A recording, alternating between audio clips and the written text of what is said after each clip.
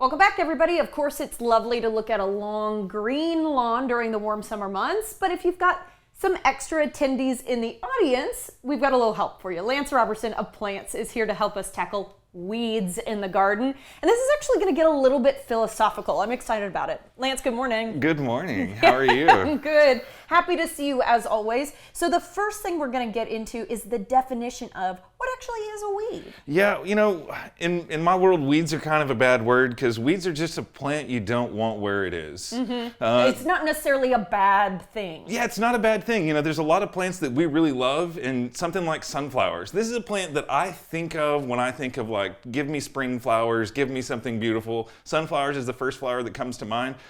But if you have sunflowers growing in your lawn, it's a weed. Sure. So you might not want it there. Maybe you can dig it up and put it in your bed. Maybe you're going to have to deal with it. But again, it's like you said, you want the nice green patches of turf, and then you want flowers or something to be in the place where they're at. So that's really all weeds are, is plants in the wrong place. Plants in the wrong place. I told you guys it was going to get philosophical. I feel like this is a really interesting way to reframe my brain. So yes, there are some nice ones. I think what we need to talk about, and a big reason you're here today, is how to get rid of those weeds, because I brought up daffodils. I love daffodils, but you said people have a hard time getting rid of them because they're actually a bulb underground. So there is a correct way and an incorrect way to deal with each weed depending on what it is. Yeah, and you have to know what it is. You know, that's the important part. If you don't know what weed you've got, you might not be able to get rid of it. Sure, we can eventually throw enough chemicals at it if we wanted to and kill anything. We can salt the earth and nothing will ever grow.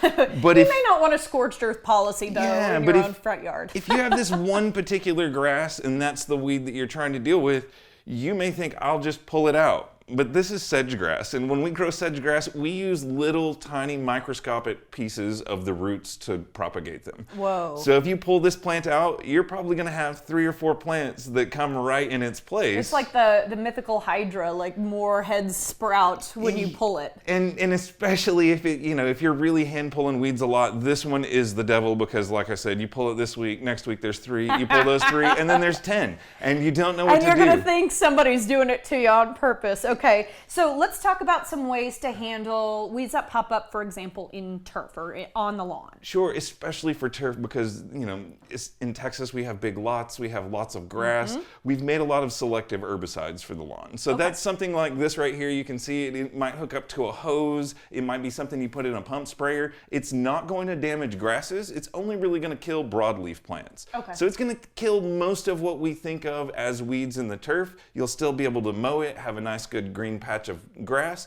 but these are really good if you've already got weeds. You're not preventing them, you're killing what's there.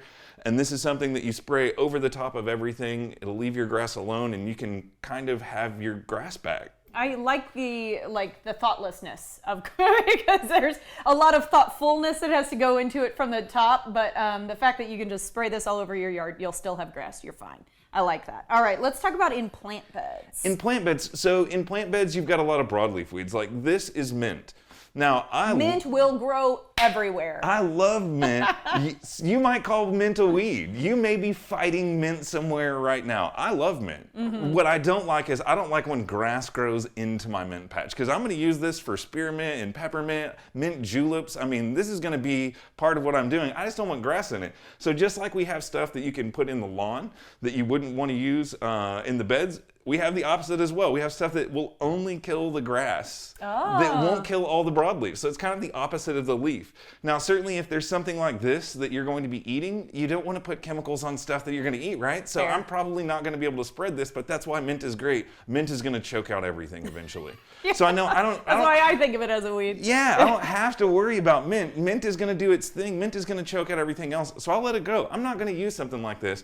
I might use it in my sunflowers, but sunflowers are also something that if you really have to get rid of it, you'd probably rather pull it. Yeah. So some of this is just for ease. And you can pull sunflowers, just for the record, everybody, I did ask. Sunflowers you can pull, they're great, they go away. You're not gonna have them come back like the sedge might come back.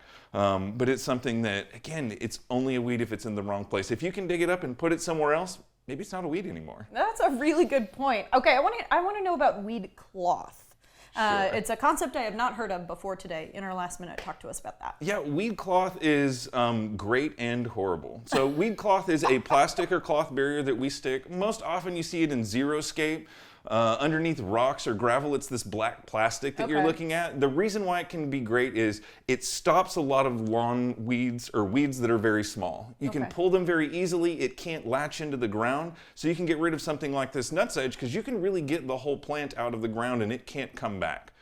Where it becomes dangerous is like in the photo where if you are like me sometimes and you let your weeds grow for months before you decide to pull them, once they've latched into that fabric, you basically need to take out the fabric. And if you've got big rolls of fabric that you put under all this beautiful rock, you're talking about a lot of work that you're going to have to do. So Okay. if you do it, it will very much help you stay on top of your weeds. Okay. But you have to stay on top of the weeds for it to be helpful. Because if it's not, you're going to be doing a lot more than just pulling weeds. We have to leave it there, Lance. As always, thank you for your expertise. Guys, you can get free answers to what's going on in your yard from Lance. Plants.org is where you want to get started.